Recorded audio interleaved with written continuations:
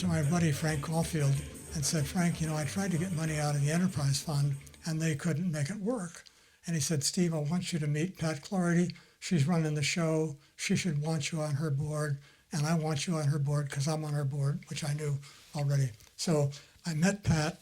Pat made an offer. I slept on it. I said yes. 2001, I joined the board of the enterprise fund. So what the heck is an enterprise fund? There were 15 of them serving the 18 former Warsaw Pact countries. They were all venture capital funds operated essentially by pro bono board members.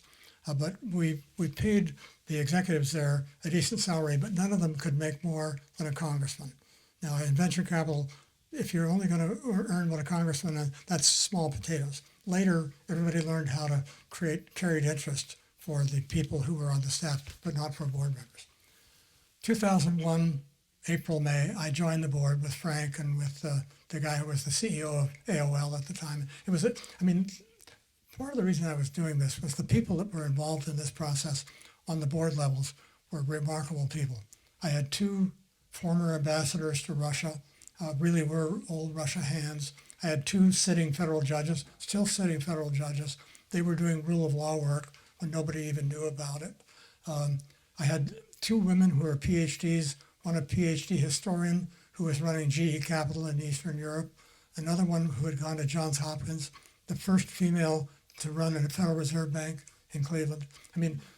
I was small potatoes compared to these people, and I was working with them. It was fascinating and meeting some very interesting Russians along the way. So I was very, very pleased with it. When the American government put $1.2 billion in, and all those funds were liquidated, they generated $1.7 billion. I cannot think of another foreign aid program I've ever heard about that was money in and made a $500 million profit and did the job that they were intended to do, which was help countries migrate. In Poland, for example, they love Americans because we supported a major fund in Poland. They took their money and they began to level the playing field outside of Warsaw and major cities. They made the education, the libraries better in rural Poland, and it was all done because of the money generated by the Polish fund. So for me, that was an interesting point. I loved what I did at the back of the memoir. I say I would do it all over again. The experiences I had, the people that I met, the work that we did was really worth it.